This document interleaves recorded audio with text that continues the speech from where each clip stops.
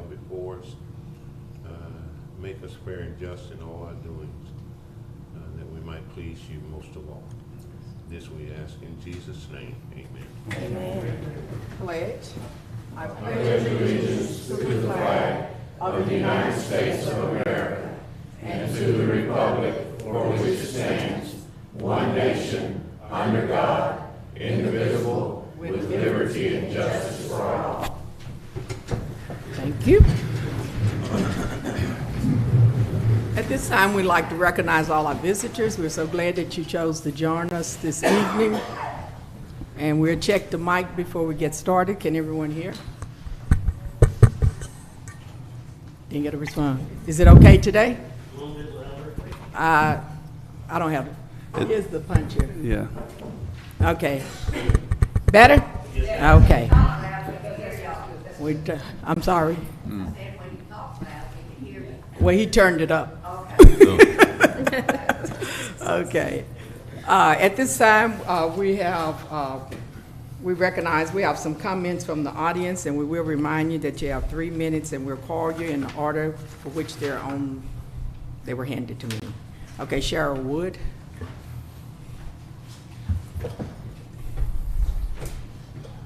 Madam Mayor and Council, I've been advised to inform you, since the City Council, according to the enabling legislation, has ultimate authority, that the analysis of the Crockett Economic Industrial Corporation operations, fiscal administration, management compliance has revealed that the CIDC may well have violated state and federal statutes, the Texas Open Meetings Act, Texas Public Information Act, Attorney General rules, Texas Public Finance and Local Government codes, Texas Economic Development Act, the Securities and Exchange Commission's statutes, IRS code, and CEIDC's own bylaws. Approximately $16 million in public funds has passed through the CEIDC in 2 decades, with what appears to be little or no return on investment. There are 30 possible violations of the CEIDC bylaws as amended. There's also 20 plus potential Texas Open Meetings Act violations, including conduct of illegal meetings and non-compliance with primary meetings. The CEIDC has incurred what appears to be possibly a little over $1 million in illegal long-term debt, undisclosed as required to federal or state regulatory authorities, including the Securities and Exchange Commission. Debt with no required approval by the Texas Attorney General and possibly violating Dodd-Frank. There is credible evidence CEIDC may have violated both the Texas Public Information and Open Records Act in that possible discriminatory and illegal policies and procedures, time and notification violations, failure to disclose public documents, problematic charges like different FOIA requests from various requesters that have identical page counts, identical costs, and last but far from least, possible misappropriation and or gross mismanagement of public funds. Many questions still exist about the CEIDC finances and operations. CEIDC recently refused to even abide by TPIA directives by your own city attorney, de facto roadblocking to legal request. In the interest of the public, Crockett, the CEIDC, and the council should at least call for an immediate halt to all operations of the CEIDC, begin a complete forensic, financial, statutory, and operations audit. In 25 years in public finance, I've never before seen such blatant disregard for the rule of law. Thank you. Thank you. Thank you.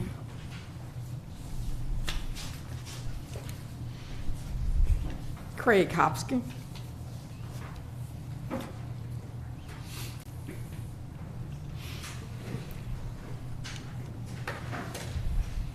Mayor, Council, as previously mentioned, the CEIDC has possibly violated many of the CEIDC bylaws, including but not limited to, of great importance to the City Council. There is no evidence of any requirement in the CEIDC bylaws requiring any potential CEIDC board members to submit any application the CEIDC Board of Directors for appointment, nor any bylaw indicating the CEIDC Director or Board to participate in such appointments, including interviewing prospective board members. It clearly states in the bylaws that Crockett City Council shall nominate and appoint board members. Article 1.04 in part states the corporation is created as a local government unit. The operations of the corporation are governmental and not proprietary, meaning CEIDC must follow all statutes pertaining to government units in Texas and under the oversight and under the authority of the City of Crockett administration and City Council.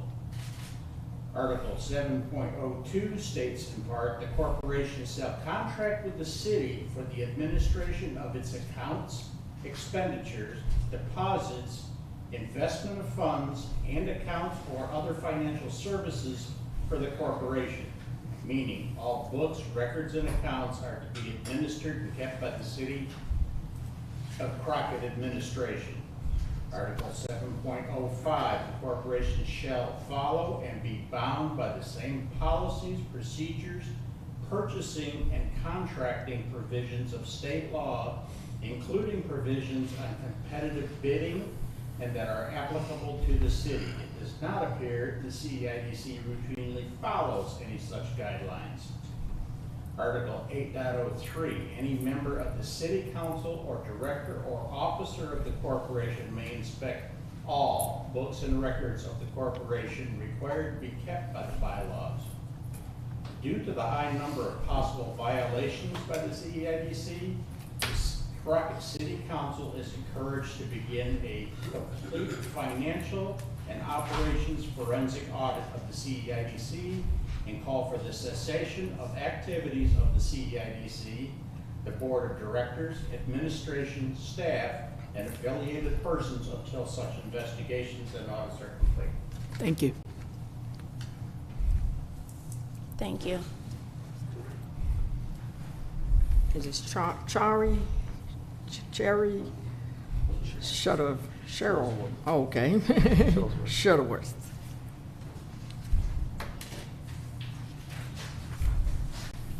Madam Mayor and City Council, an investigation by proper regulatory agency and possibly law enforcement should begin immediately, as it is possible the CEIDC may have misappropriated and or grossly mismanaged public funds.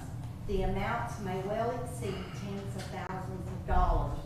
The suspected misappropriation of public funds or mismanagement occurs in numerous transactions. The questionable financial instruments were signed for the most part by the executive director and a board member of the CEIDC. These questionable transactions may violate both Texas law and codes pertaining to lawful use and management of public funds and the CEIDC bylaws. There are also more than a few questions about the legal signatures on checks and financial instruments. Under the laws and bylaws of the CEIDC Article 7.04, all checks, drafts, or orders for payment of money notes shall be signed by the president of the board, secretary, treasurer, or other director. In no amendment nor in the bylaws shall any executive director have the authority to sign any financial instrument for and by the CEIDC. Reviewing hundreds of checks issued by the CEIDC, the financial management and fiduciary responsibility by CEIDC appears to be very problematic. According to the minutes of the CEIDC Board of Directors meetings and recent audits, CEIDC appears to have continued to violate corrective actions, bylaws, and amendments by following the executive director to sign financial instruments, and appears CEIDC board members willfully continue to sign blank checks for a lengthy period despite notification by the auditor and listed as defense in the official CAFRs. It also appears CEIDC does not, nor has not issued any 1099s to any person or business performing any service for CEIDC. This is a direct violation of the IRS code and must be reported in entirety immediately. Thank you. Thank you. Thank you. Thank you. At this time, Anthony Shuttlesworth.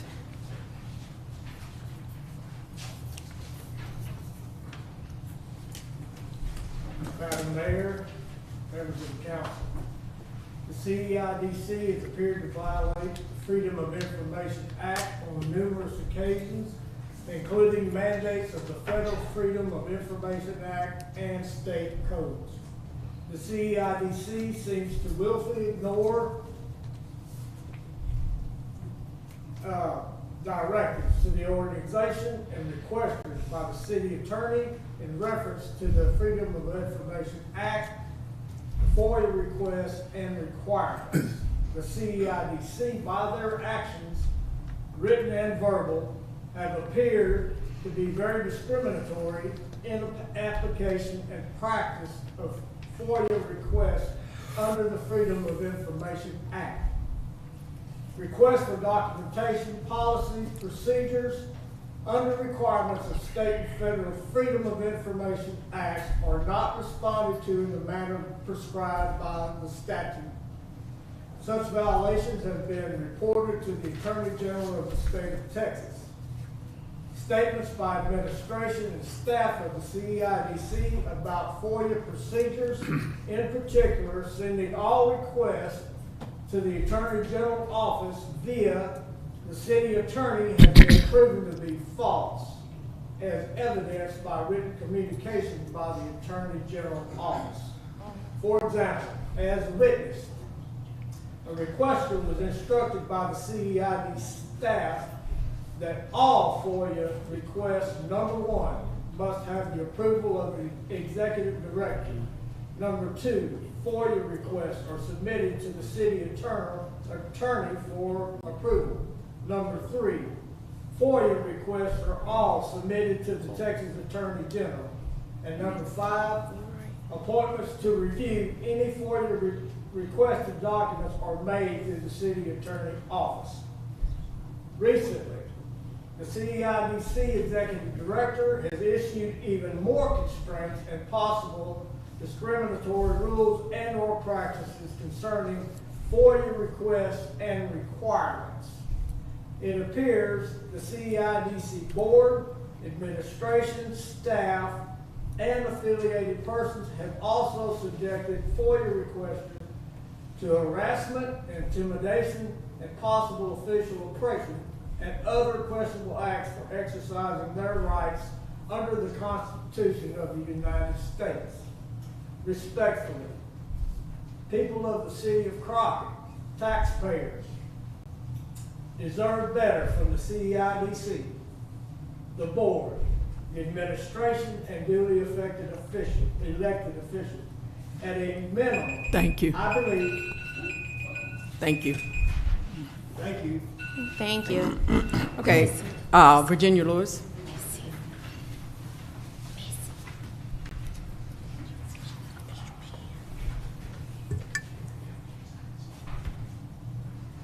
Mayor, council, it has been uncovered there are possible violations of state and federal statutes concerning the long-term debt, liabilities, and obligations of CEIDC. It appears CEIDC has used the same collateral for at least two long-term debt obligations, that collateral being sales tax. It must be remembered that the City of Crockett may be liable for debt incurred by CEIDC. This means all sales tax rebates received by the city may be collateralized by actions of the CEIDC. Such disclosure and possible legal long-term debt or obligations could prove very problematic for past and current rent, debt transactions, and other obligations of the City of Crockett on CEIDC. It could affect the overall credit rating and assurances of the City of Crockett. It does not appear full disclosure about the total indebtedness of CEIDC has been plainly or fairly presented to the public. For example, the total debt payout of Angelina College building is almost $6 million. A 40-year note, 4.25 interest on a building with an estimated life of 25 years max is unheard of in finance. There's a suspected illegal $1.5 million long-term debt liability or note that has been disclosed to any other, that has not been disclosed to any other state, federal regulation agency, including the United States Securities and Exchange Commission. This long-term obligation does not appear to have been approved by the Texas Attorney General as required. In addition, there does not appear to be any detailed documentary evidence for the use of this long-term debt. It appears CEIDC has several questionable bank accounts without proper documentation, approval, or execution, including but not limited to a draw account, a debit account, and at least one other fund account. How many accounts attributed to CEIDC is unknown. Based on a review, it appears the CEIDC has credit cards for the use of James Gentry and CEIDC. There are questions as to the records and verifications of the use of these financial instruments. Thank you. Thank you. Diane?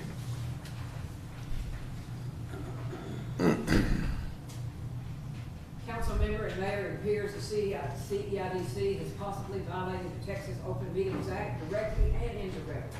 On several occasions, perhaps as many as 20 such violations, included but not limited to possibly conducting illegal meetings as evidenced by the CEIDC minutes, whereby an executive director of CEIDC convened board of directors meetings and as such may constitute an illegal meeting under the Texas Open Meetings Act. Potential excessive use of executive sessions as evidenced by CEIDC board agendas and minutes. Possible violations of TOMA by electric and telephone communications concerning open meeting items or discussion of agenda items prior to the open meeting, therefore constituting an illegal meeting. CEIDC agendas and minutes appear to be very vague in content and may not meet the mandates of the Texas Open Meetings Act. According to the official minutes of the CEIDC board of directors and interviews with previous board members, it appears CEIDC board members questioning or asking for verification of expenses, budget items, violations, making recommendations, or so forth, are subjected to oppression, intimidation, harassment, and subsequent removal from the board. We believe it is the best interest of CEIDC, the City of Crockett, and the City Council to call for an internal review and a complete forensic audit of all CEIDC operations to ensure the verification and accuracy of all CEIDC records. This organization and any other affiliated person should be ordered to immediately cease and desist with any change, any corrections, redactions, mutilation, or destructions of any records. Suspected tampering with any government document by the CEIDC is possibly a criminal act and should be reported to the proper authorities. Thank you. Thank you. Okay. We're up to item number 1. And I want to say something. Oh, I'm sorry. Yeah, I want to say something. In response. And you can't respond. I ain't gonna respond. I want to say something on Okay, what but I we'll- think oh. we need to do. Okay, You but know, it can't be in response to no. the open record. all I'm saying is due to these new allegations that has come forth, these folks are all our constituents in this town, and they're all voters, and they have all voted for us to represent them, and to be honest and factful and be transparent in everything we do. So if they want a forensic audit, I say we have a special meeting, and we can discuss that among ourselves and set up a date for that time and everything. But we need to set up a special meeting and come to an agreement and to bring these allegations, what true or false, whatever they are. You know, I'm not saying they're true or false, but we need to get the truth out and just let it lay. And if it's falsehood, whatever, then let's just move forward and roll on, you know? But we need to have a special meeting, and let's all come to a consensus on what we need to do, the next steps. Okay.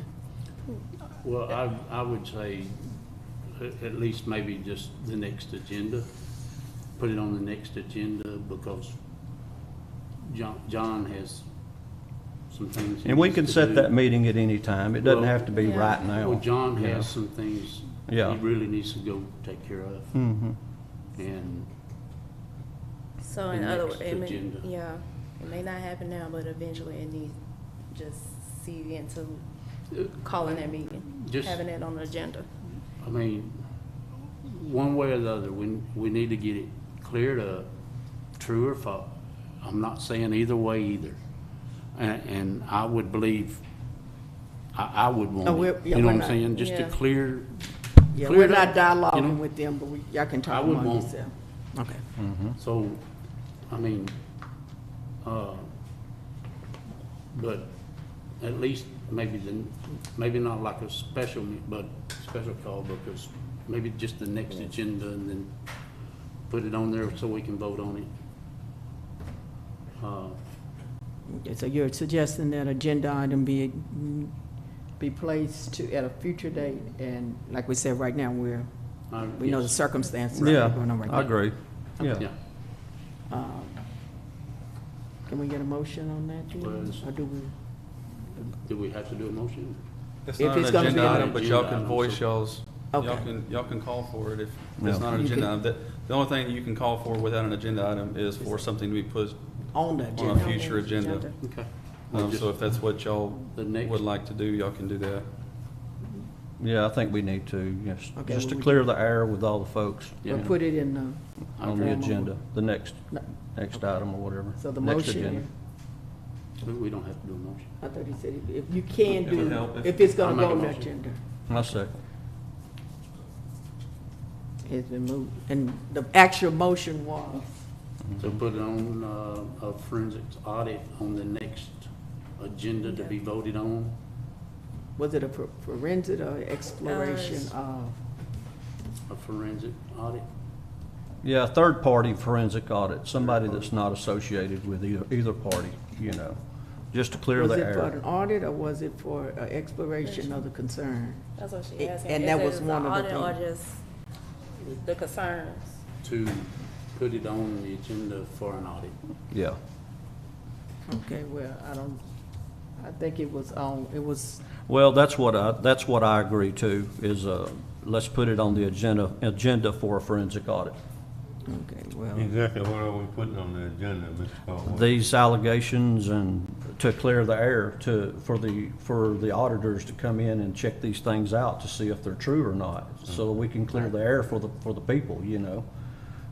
It has nothing to do with me or anybody here, it's just, It's just they trying to voted. just clear the air and make sure Yeah, that, absolutely, So is it- absolutely. so everything the can just be. discussion- Discuss So it will forensic end. audit, so everything can be cleared up. That's it. That's so right. let's go back and just get a clear motion. I'm not su, let's get the clear motion that we I'll need. make a motion for a forensic audit by third party to be conducted. To be placed on. To be Placed placed on the agenda. on the, as an agenda next item, agenda. discussion. Yeah. Okay, And that is to be, just that audit is to be brought before council on the next agenda? Well, a to be discussion. voted on to have it. Okay. Yes, Yes. I right. just want to be clear Yeah. and make sure I Yes, you're understand right. what you're saying. The wording is important, so that it's not to say that it Yeah. would be an audit that's gonna be voted, it's gonna be. No, it'll be discussion voted on and discussed on and voted on. And discussed Discussed and voted as on, an yeah. agenda item. Of course. Now, the motion is on the floor that Mike made. I second. It's been second. All in favor? Motion carries. Thank you. Now, we're on to item number 1. Regular meeting, May 16, 2022, and special meeting, May 19, 2022. Approval of minutes. I make Yeah. a motion, we approve the minutes. Yeah, I second that motion. It's been moved and second. All in favor? Motion carries. Item number 2, city administrator's report. Mayor and council, as I'd spoken to y'all in previous meetings and at my last performance evaluation, I wanted to begin accumulating some data of all of the work that is going on in the city through our projects and grants. And I know that this is small. My plans was to put this on the screen, but for some reason they're not syncing correctly. We had a meeting here, training meeting not too long ago, and I believe something happened there. But I will send this to you all probably in an email format and keep Big it format. in a bigger format.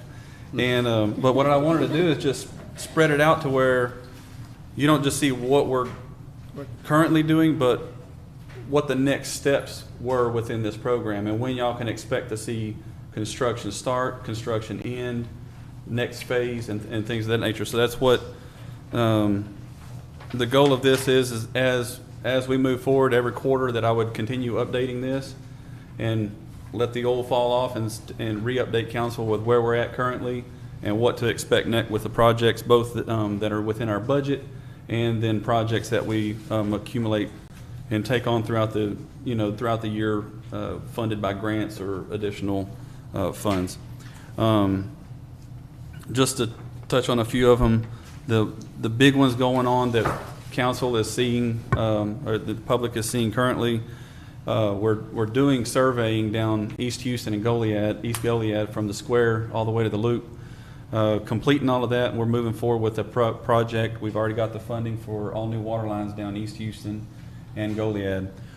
I do want to give just a preliminary, just a notice that once construction does begin, it's going to be a lengthy process, and it's not going to be overnight, and there will be some traffic interruptions.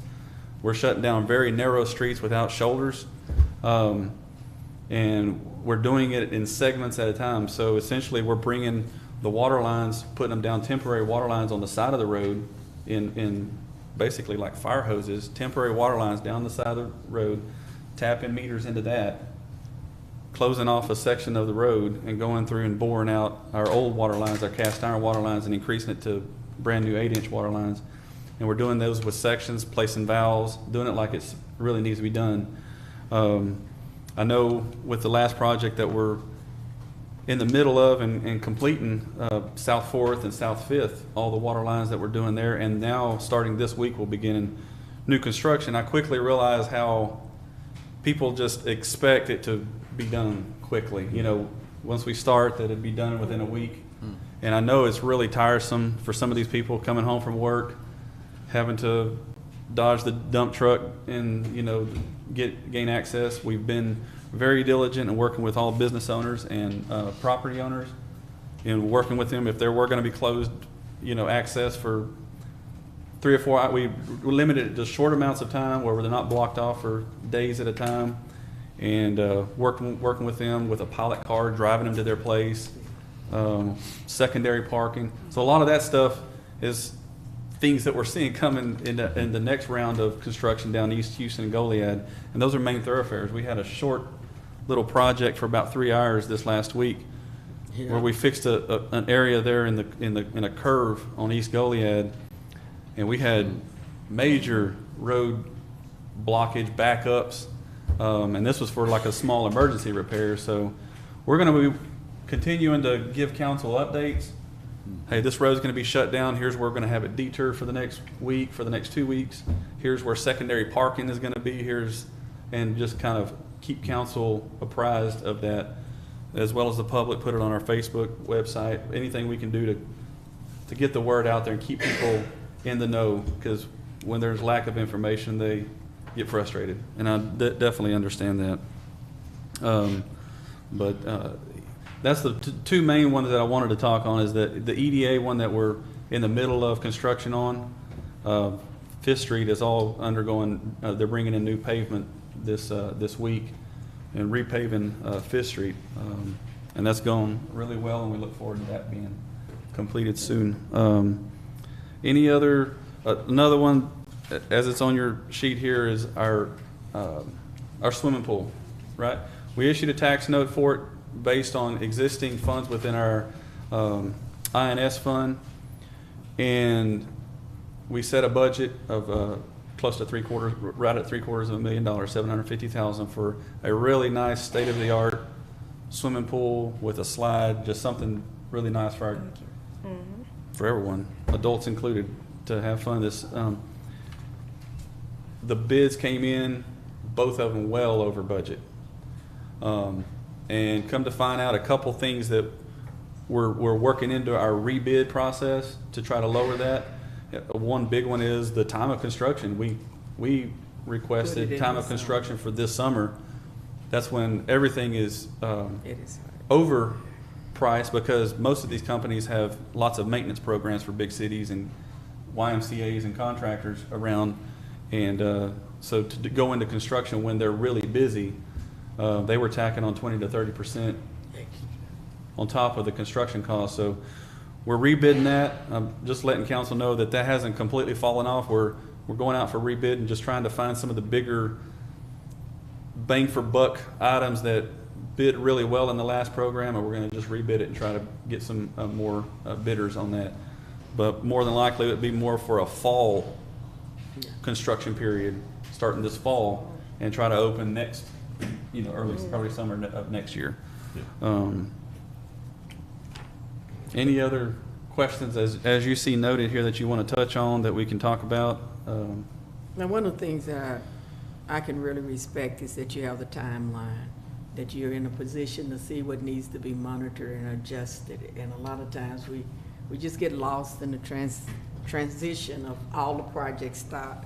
But this would give us an opportunity that when we see something that everybody's mostly concerned of, they would know exactly what to ask. And you don't get the question, what are you doing, where is it going? And then I guess I'm like most people, we like good stuff, but it sure is inconvenient. Yeah.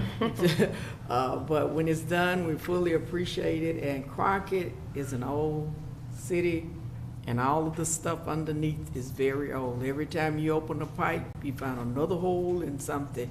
But this is, well, I won't say since I've been affiliated with Crockett, that I've seen this much real stuff been done and not just putting a top coat on it. So I do know that we're going to be inconvenient, but I'm so grateful that it's going to be for a good reason, and we won't have to keep tearing that same hole in the street every week, and we'll be able to go to the next project. So John, I do applaud you for doing such a thorough job, and been doing a great job with getting everything lined up and synchronized, and we really appreciate it as a city, because we're seeing things happening, and that's a major improvement on where we've been. Well, the State Infrastructure Bank program with the 8 streets that we brought to council during our budget workshop and prior to it, we've completed the application, and we have this week we're awaiting our new rating. We went and requested a bond rating through S&P, and all of that went really well, and we're waiting. As soon as that gets submitted, we will submit the application. They did say that they expected the application to be either approved or denied sometime in the middle of the summer, probably around July. With that being said, we could see release of funds sometime in October, bids, procurement, and go to construction at the end of this year, first of next year. That's 8 major thoroughfares within both water and the water infrastructure underneath it, and a complete new road on top. So, and the good thing, we'll be able to track you. Yes, ma'am. Thank you so much. Any other concern, comments? If not, we're on to item number 3. Consider and approve a resolution by the City of Crockett City suspending Encore Electrical Delivery Company, LLC, proposed effective date of June 17, 2022 for 90 days in connection with Encore statement of intent to increase rates filed on or about May 13, 2022, requiring the reimbursement of municipal rate case expenses, authorizing participation in a coalition of similarity, situated cities authorizing intervention and participation in related rate proceedings, authorizing the retention of the special counsel, finding that the meeting complies with the Open Meetings Act, making other findings and provision related to the subject, and declaring an effective date. Mayor and council, this is Encore. They sent us notice to increase rates within our city. We've retained special counsel, and we're requesting council to deny that rate increase and allow our special counsel, along with a coalition of other cities within Texas, to go and negotiate that rate increase down and act on our behalf in the rate increase negotiations. Is that similar to like a co-op? It's a co-op of cities that have retained one council to act on behalf of all of the cities that take part in that program. I make a motion, we deny the rate increase. That's seconded motion. Okay, it's been moved and second. All in favor? Motion carries. Item number 5, no, number 4. Consider and approve a resolution of the City Council of the City of Crockett selecting an engineer and architect firm in conjunction with the submittal of an application for funding through the Texas Department of Agriculture, TDA, for the Texas Community Block Grant Program, Downtown Revitalization Program Fund, CDBG-DRP. Mayor and council, we have qualification packets were received from 2 firms after procurement. We went out and solicited them by email direct, several different firms advertised in the local newspapers and on our website. We did receive 2 qualifications from engineering firms, KSA and SPI Engineering. As I submitted in your packet, we've worked with KSA on 2 of these downtown revitalization programs for sidewalks and the parking lots, and I make a recommendation that we continue using their services for this next project submittal.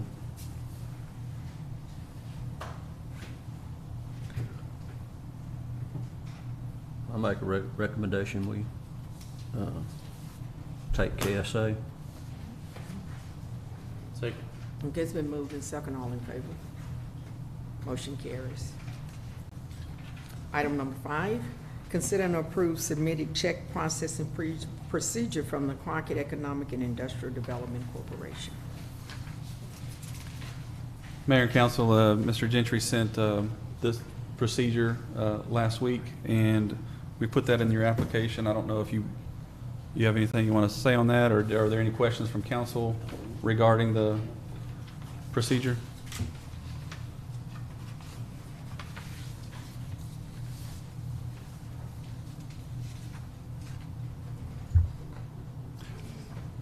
It might have timed out. Just push that button on the side.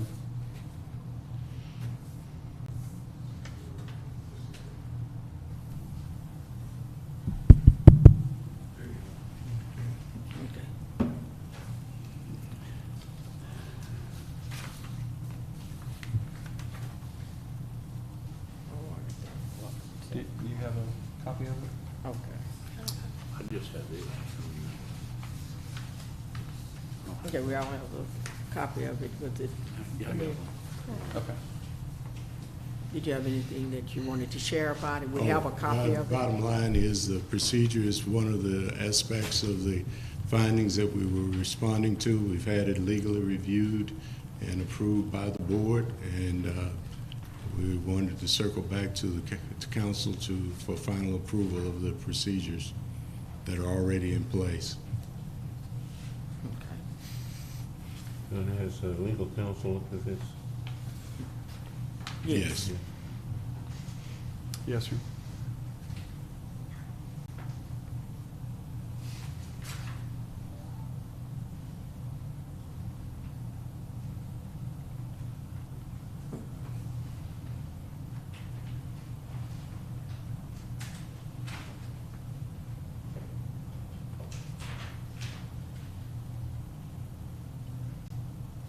Now, this was the open that we were waiting to bring closure to this recommendation. And as he said, it has already gone through council for approval. And it was reviewed. Could we hear, please? Oh, I'm sorry, I forgot. It has already gone through council, through counsel. legal counsel for approval, and it was approved that this was an acceptable procedure. Who is the legal counsel that approved it? Mr. Pemberton? The lawyer. Oh. Okay. Are there any concerns, recommendations? Mayor, council, I'll make a recommendation that we approve it. Legal counsel has already looked at it. Okay, so it's I'm sorry, I should have said motion. Yeah. Can we get a motion? I'm sorry. That's exactly what I'm doing. Yeah. Just making a motion that we go ahead and approve Through it. y'all. Yes. Okay, we have a motion on the floor. Can we get a second? Second. All in favor? Okay, motion carries. Thank you. And you might remain, what was it? No, I'm sorry. Item number 6, consider and approve appointment of board members and/or ex-officiant members to Crockett Economic and Industrial Development Corporation. I have 2 that I've had an opportunity to have a conversation with. And the recommendation is for ex-officiant Calvin Hawkins. I don't know, we want to do them one at a time. However you wish. However you wish. And we're doing for ex-officiant Calvin Hawkins to be a ex-officiant member of the Economic Development. And Who recommended these individuals? what we're doing, it has been open, and that the recommendation, anyone can just voice a concern that they would like to be a part, and all they basically have to do, and that was, we're trying to balance it out, is just ask for a form to inform me or inform who, that they were interested in it. Okay. And so it's an open process. And do they get interviewed at all? Do they get from anybody? conversation? Huh? They have a conversation. Is an interview required? An interview isn't required. It's a conversation is an acceptable process. Do we do formal interviews?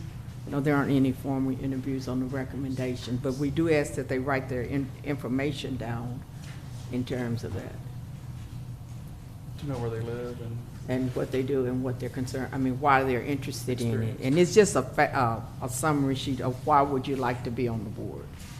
And we've done it across the board with all of our people that are interested on being on boards in Crockett.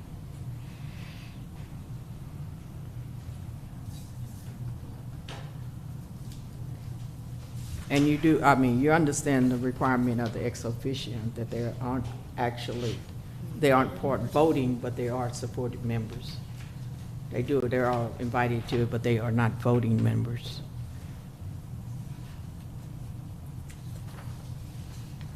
Okay, and we're doing separate, so Calvin Hawkins was one. Do we have a, Would they only need 1 or 2? okay, we're gonna do them separate. Ex officio members, they can have as many as they want. But there's only one position, but she's recommended this one for ex officio. There's only one opening on the board of directors. Yes, ma'am. Yeah, and the board of directors, I haven't recommended that one yet. I got it here, though. So for the ex officio, was it, did anybody want to make a motion to accept it? Is it in the bylaws that the council recommends for folks to be on the board? It's not the council, the mayor recommend, and the council vote, pretty much select. Okay, well, according to how I read it. So and different, I can make the recommendation. And these And since the candidates? council, huh? You spoke to them? Yes. Okay. I'll make a motion that Mr. Calvin Hawkins would be considered as a Ex officio. Ex officio. Yes, Yeah. yeah. Second.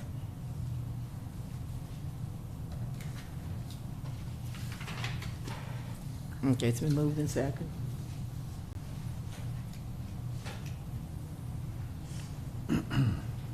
All in favor? I'm sorry, I forgot, there was another part that went with it. Okay, I missed. 2. Opposed? Tiebreaker? 4. Okay, and for the board, we have Elizabeth Guzman. Do you want to pause someone does the rest? Oh, I'm sorry. Oh, I'm sorry. We'll pause for a minute.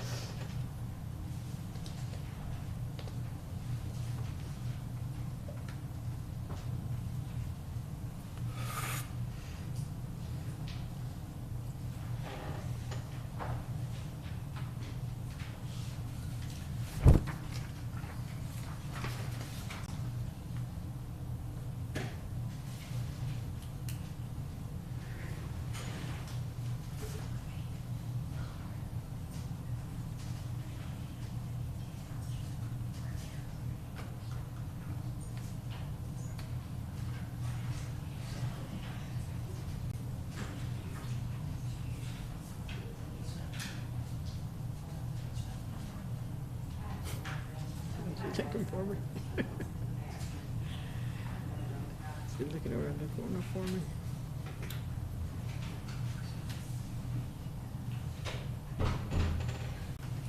Okay.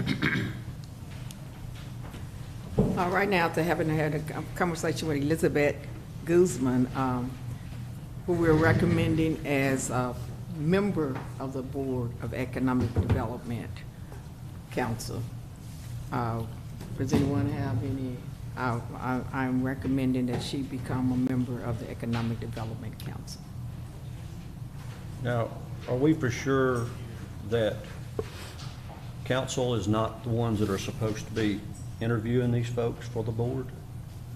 You can make, it says that all the recommendation that require the council has to interview. I mean, because it's not really fair to council to be making decisions on folks they don't even know and haven't even talked to, you know. I would like to be able to talk to someone before I, want to put them on a board,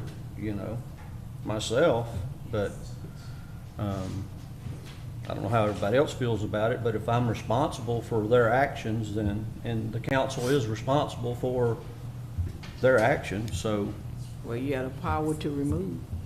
Is Elizabeth, yeah, that's is true. Elizabeth here? That's you, right? Can you Yeah. please stand up, ma'am? You want to ask?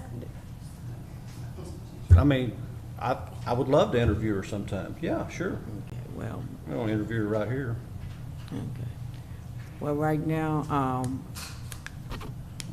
I mean, it was on the agenda that a recommendation would be made, and they have been on for Yeah. a couple of times.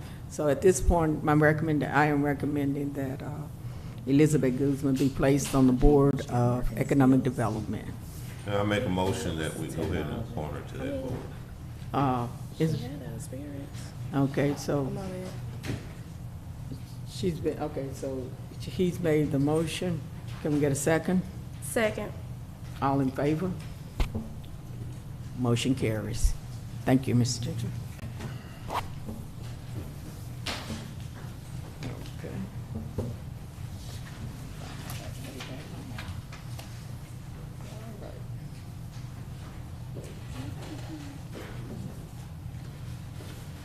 Okay.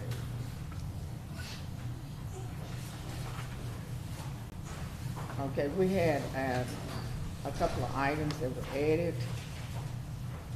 Okay, I'm gonna take my items. Yeah, I'll read them from this. I know they're on there. Oh, they would be before. Okay, I'm sorry. I know where they were. They came in a separate time. Okay.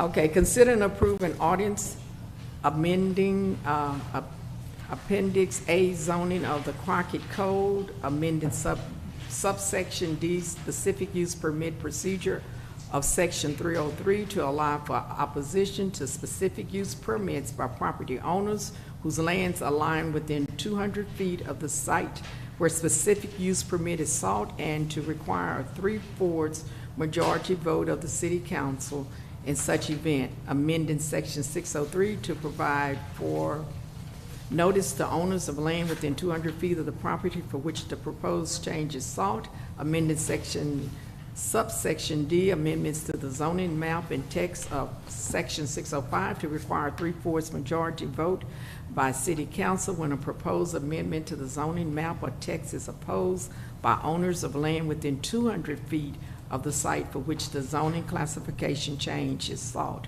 providing a severability clause containing a repealing clause and providing an effective date. Mayor and council, I know some of this is repetitive. However, one of the reasons why it's repeating some of the things we currently have in ordinance is because this ordinance deletes the existing ordinance and restates it. That way we have a whole ordinance. Several of the things, and I do want council's input on this, how y'all want us going forward, acting on some of these especially specific use permits and or rezoning issues. The two different things that it changes when it comes to public notifications is this one changes 300 feet notification rule to 200 feet. So anytime a specific use permit is requested, we send out certified letter to all landowners, property owners within 300 foot of that boundary. It's come up quite a bit, and we foresee a larger issue in our downtown area, that 300 feet is pretty encompassing of a lot of businesses. I have gotten some feedback from council members and or some members of the public. And so I'm completely open. If y'all want to leave it at 300, if you want to increase it to 300, 200 is what the state requires, the minimum the state requires. So in our downtown areas especially, that was where our concern was, because you have a lot of people that aren't directly affected by it, but then you have just a lot of confusion. Everybody has a, has a say when you send this out. By law also, now it's no longer do you have to show up in person. So if there's a property owner that lives out of state that owns a piece of property that his or her property could be impacted by this specific use, they can submit a request or a opposition or approval in writing. So that way, if they can't make it to that one public hearing, they still have a voice. These are laws enacted by state law that just increased the rights of the property owners adjacent to this property owner. So it's more in favor of the neighboring property owners versus the property owner requesting the specific use permit. So if there's something that's just a little bit out of the black and white ordinance that says you cannot, if there's something out of that, or you can if you ask for a specific use permit and you submit your plan. If council wants to continue at the 300 feet, then we can continue at the 300 feet. If we were to change anything and to keep it 200 feet, I would probably recommend that only be done within our C3 district. 300 feet, you could have a property frontage that, or the width of a property that could be 200, 250, and literally the house next door, it wouldn't even encompass necessarily an entire block. For the entire block to have a word of input of whatever is contemplating and moving into their neighborhood. Maybe it's a mobile home specific use permit. There's an empty lot right in the middle of a street. And so do you want just 200 feet of people to say so? Whether they're for or against or 300. So that's what it boils down to. The 3/4 majority that is in here, that's already in current ordinance. None of that's changed. It makes sense to me, John, that in light of the fact that our city is growing and is developing, I think that if there are specific use permits generated here, that those people, those property owners that are immediately affected within that 200 feet instead of 300. In all fairness to the property owner who's requesting, I think that it should be changed, because the broader it is, then the more people that you'll have by their rights to have something to say about it, but their properties are not in proximity to this requesting property, if that makes sense. And so I just think that if a downtown area is going to continue to develop, then we need to change that. If the state minimum is 200 feet, then we should at least set it at the state minimum. And then, And always the flexibility if it's not working, but it seems more important to me that the people that are most affected should have the more say on it. And just, instead of bringing in so many different people just to have a say. But if it's affecting you more, I think you should have a stronger voice in what it is. So I understand what Councilman was saying about that. As just a quick reminder, the 3/4 majority rule, instead of a simple majority rule, right now a simple majority rule covers our council actions on most all action items. So if 3 vote for, 2 vote against, it passes. This would require, that would be a 3/5 rule. So if one council member was not there, and we only have 4 people here, then you have 3/4 or more. So if 5 council members here, it would require a supermajority of council, not just a simple majority. So it would require at least 4 of the 5 council members to vote. If you have enough people that object in writing or in attendance, if they vote, if they come in and speak in opposition, it's still the will of the people. You can't just override it and say, if 3 people decide that they're going to overrule the majority of what the neighbors want, it's going to take a full supermajority of council to override what the constituents want in that neighborhood. So you still have pretty good checks and balances on what can't be done with a specific use permit. But like I said, it's up to council on that. The other item of change was in that the F of subsection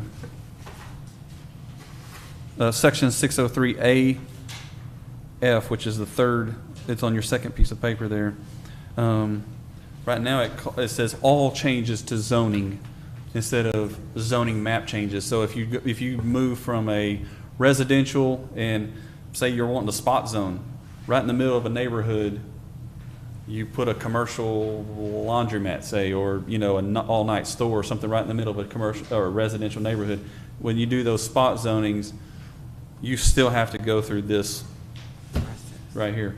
But if it's a text change, if we find out in one zone, like we just completed the C3 zoning amendments, if we find that we need to add a couple words, a couple new businesses, categories to there, we can change that without going through the process of what we did this last time where we had to post a sign on every block.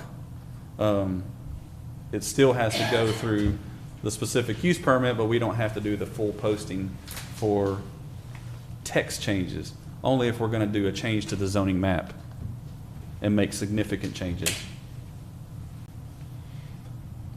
We're just seeing more of these issues as we have more businesses come in and properties being purchased to help streamline them, because we do want to be responsive and quick to move on incoming businesses that are purchasing our buildings that have been empty for many years.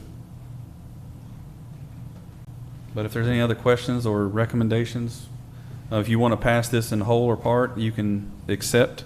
If you want to pass this ordinance and say that the 200 feet will only be for our C3's district, but we want to maintain 300 for the rest of our zones, however council wishes.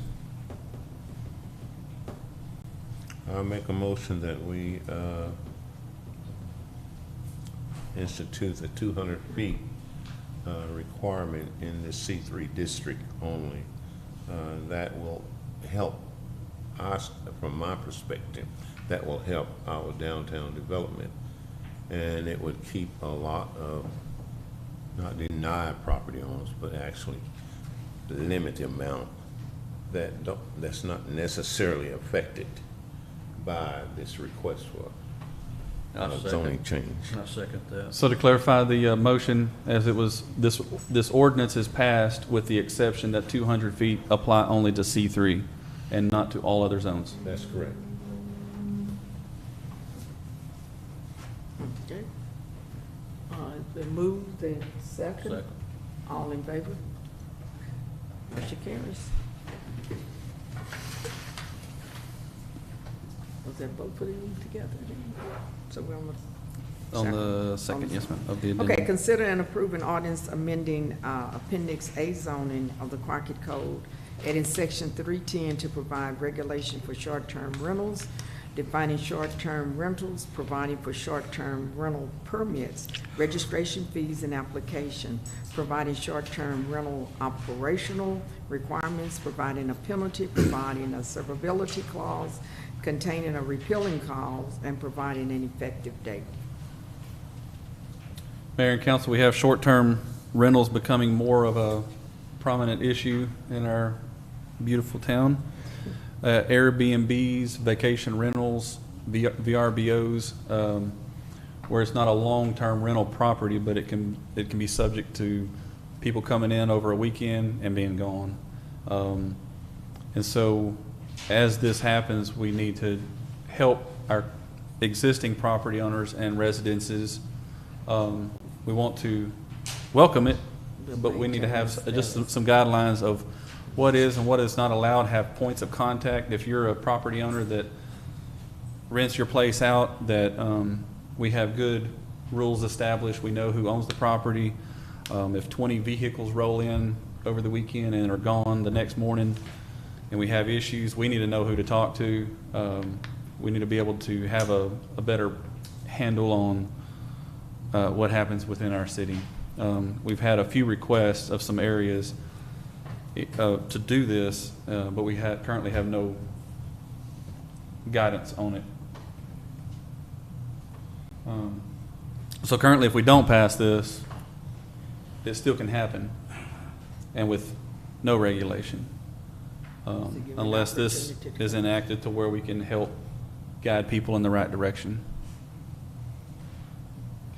I make a motion we approve the ordinance. I second that motion. Okay, it's been moved and second, all in favor? Motion carries. Okay. And? Ready for end? Motion to adjourn.